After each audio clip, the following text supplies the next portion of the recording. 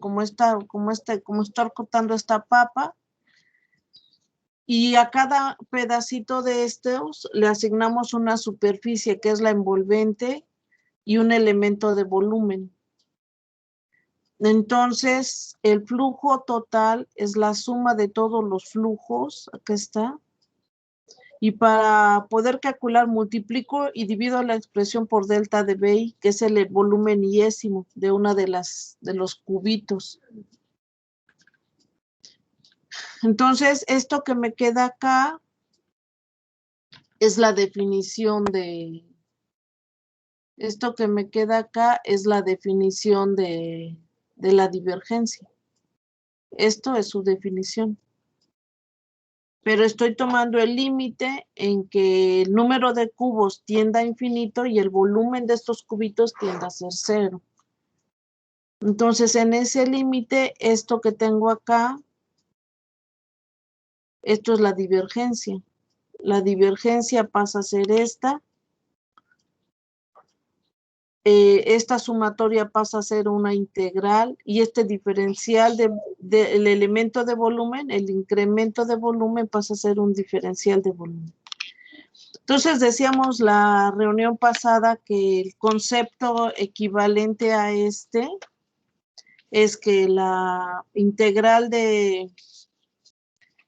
en 3 dimensiones, la integral del flujo es el campo vectorial en una si tengo una integral de superficie cerrada de un campo vectorial a través de una superficie en 3 dimensiones gaussiana, esto va a ser igual a la integral del volumen encerrado por esa superficie por la divergencia de ese campo vectorial por el elemento de volumen. Entonces, en las reuniones pasadas, lo que obtuvimos fue la divergencia. Vamos a ver si la tengo acá. La divergencia, acá la calculamos con cuidado.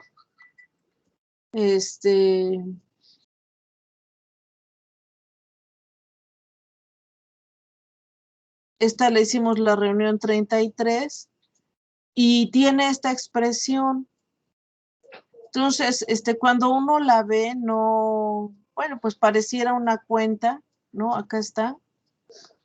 Pareciera esta ecuación 2 que estoy mostrando, les pareciera una cuenta, pero realmente tiene un significado y es que me habla de que hay una fuente que produce ese campo vectorial F. Puede ser una fuente o un sumidero, pero hay algo que produce ese campo vectorial. Ese es el significado físico de la divergencia.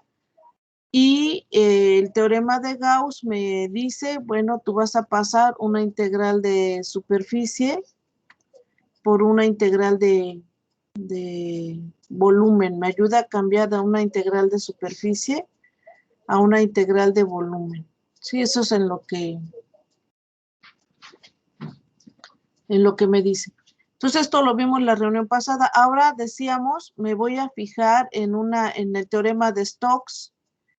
Estos teoremas los debimos haber visto en electromagnetismo el curso pasado, pero ahí realmente no fue fácil poderlo explicar como ahorita, ¿no?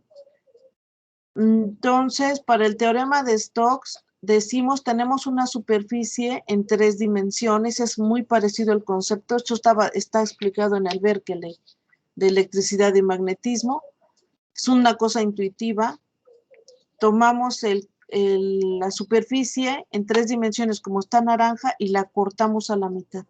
Entonces, la sección eficaz del corte es un círculo. Entonces, este círculo queda en cada una de estas tapas. Me queda un círculo. Y este círculo lo puedo recorrer. Acá lo estoy viendo de frente, ¿no? Como acá el corte en la naranja, acá también estoy viendo de frente esta sección eficaz debido al corte, por eso la pinté en amarilla, porque ya nada más es la sección eficaz, pero observen que la sección eficaz es una superficie en 2 dimensiones. Esta está en 2 dimensiones. Esto está en 2 dimensiones.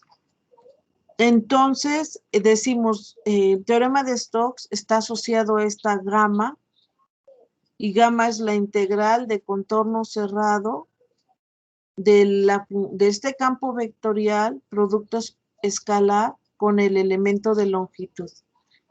El elemento de longitud acá lo estoy mostrando. Es acá tengo esta cáscara circular y se observa que alrededor de la cáscara circular ponemos una serie de vectores. Estos vectores son mis elementos de longitud, tienen un carácter vectorial. Son del mismo tamaño, son tangentes a la curva, pero los hago recorrer en sentido horario todos o en sentido antihorario. Este corte que estoy mostrando está en sentido horario. Entonces, cuando corto esta superficie a la mitad, genero dos contornos. Cuando tengo un solo corte, este es un solo contorno. Cuando lo corto a la mitad, genero 2 contornos. El primer contorno recorre la primera mitad y el segundo contorno recorre la segunda mitad. Entonces, la integral de contorno cerrado, esta C se refiere a contorno, esta C se refiere a contorno,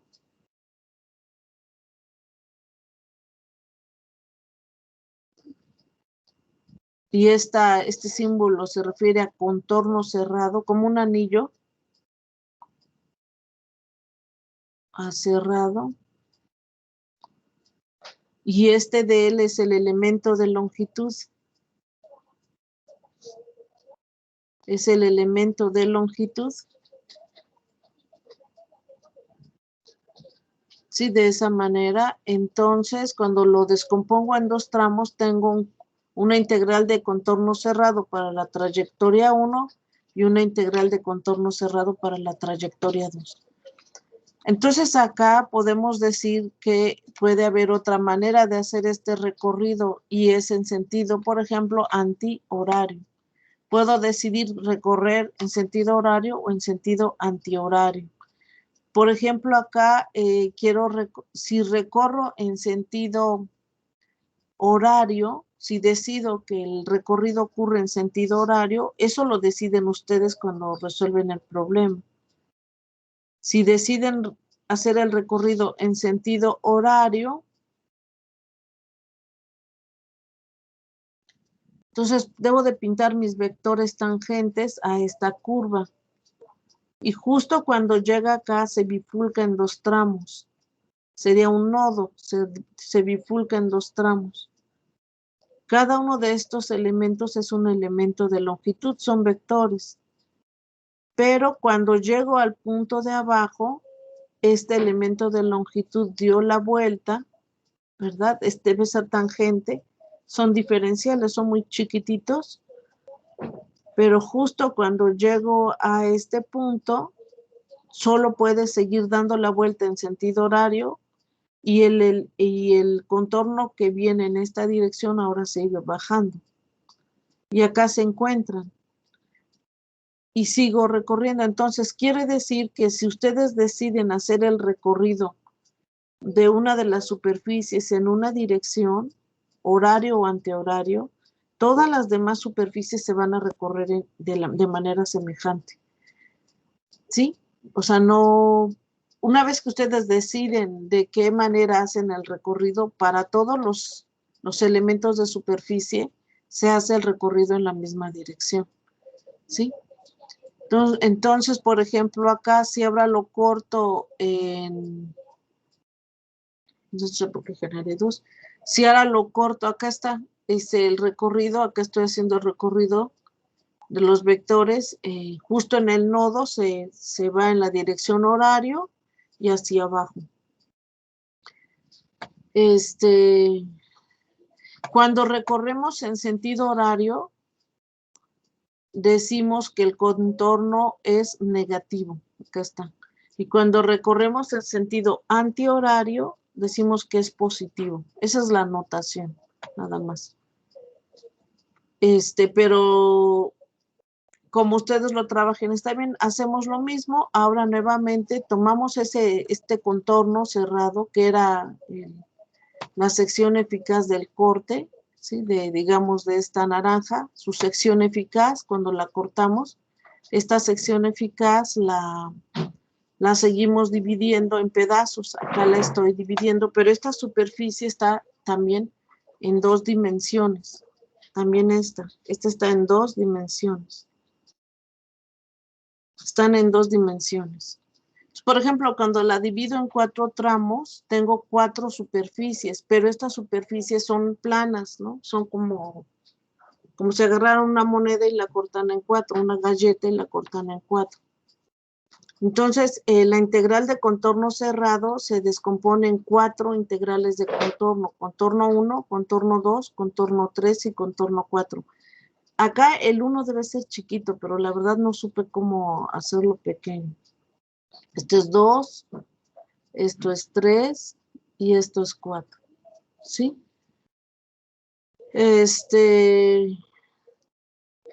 Y seguimos dividiendo las superficies en más pedazos. Entonces, supongamos que este contorno lo queremos hacer en contorno horario, recorrido en contorno horario. Cada uno de estos elementos son elementos de longitud. Justo en el nodo va hacia abajo. ¿Sí? Y cuando esta trayectoria da la vuelta, son elementos tangentes. Ustedes con mucho cuidado me van a hacer favor de pintarlos. Son todos elementos tangentes. En este punto, el contorno baja y sigue dando la vuelta. Y justo en este nodo, el contorno tiene que venirse hacia la izquierda. No tiene otra posibilidad. Sí, justo en este punto, el contorno se tiene que venir hacia la izquierda. A ver si esto se ve. El contorno se va hacia la izquierda. Y en este nodo no puede subir, tiene que seguirse. ¿Sí? Muy bien. Entonces que en este punto, en este nodo izquierdo tiene que subir y el contorno de abajo tiene que seguir cerrando el círculo. Entonces ahora vemos que la trayectoria, la superficie 1 tiene un contorno cerrado. La superficie 2 tiene un contorno cerrado, pero en este punto sube. Y en esta trayectoria, los elementos de longitud de la trayectoria 2 cancelan a los elementos de longitud de la trayectoria 1. Para el contorno de abajo, el contorno viene en sentido de las manecillas del reloj. En este punto sube y los elementos de longitud cancelan de la trayectoria S4, cancelan a los que vienen en rojo. Y en este punto, en el nodo, en el punto central, los elementos de longitud ahora aparecen en dirección opuesta para que la superficie 4 se pueda recorrer completa con una trayectoria cerrada. Entonces observen ustedes que los elementos de longitud que están pintados en azul cancelan a los elementos de longitud de la trayectoria 2 que están pintados en verde.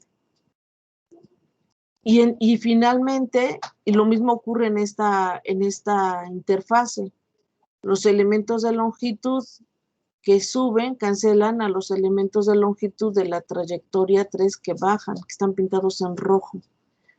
Y también para la trayectoria 3, observamos que los elementos de longitud van en sentido horario, y al llegar a esta interfase tienen que ahora venir, porque yo tengo que cerrar la trayectoria. Cada una de estas integrales son trayectorias cerradas. Entonces tengo que cerrar la trayectoria. Y cuando la cierre, los elementos de longitud arriba que estoy generando hacia la derecha, cancelan a los elementos de longitud de la superficie de arriba que van hacia la izquierda. Sí, entonces cuando sumamos todo lo que es el recorrido, vemos que al final de cuentas, si nosotros sumamos, lo único que va a sobrevivir son las trayectorias que estoy haciendo justo alrededor, como la trayectoria inicial. Entonces no depende no importa con cuántos cuadritos corté la superficie cerrada, lo importante es que para cada cuadrito mis elementos de longitud, si ya decidí que voy a hacer el recorrido en sentido horario, para el siguiente corte,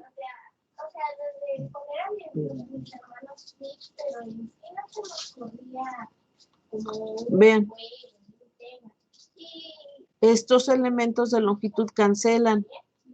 Y lo mismo para todos los elementos, para todas las trayectorias que yo genere, todas recorridas en sentido horario, todos los circuitos recorridos en sentido horario, vean que van a cancelarse en las interfaces. Y lo único que va a sobrevivir es la interfase externa. ¿Sí queda claro? El borde externo.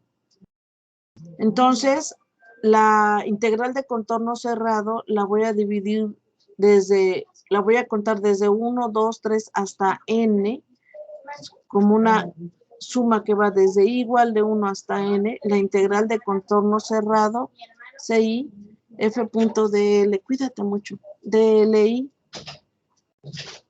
Ahora, de manera semejante, vean que cada uno de estos contornos encierra una cierta superficie de delta ds. Cada uno de estos contornos tiene una superficie cerrada, delta ds, una superficie, un área. Y cada uno de estos contornos también tiene su vector normal.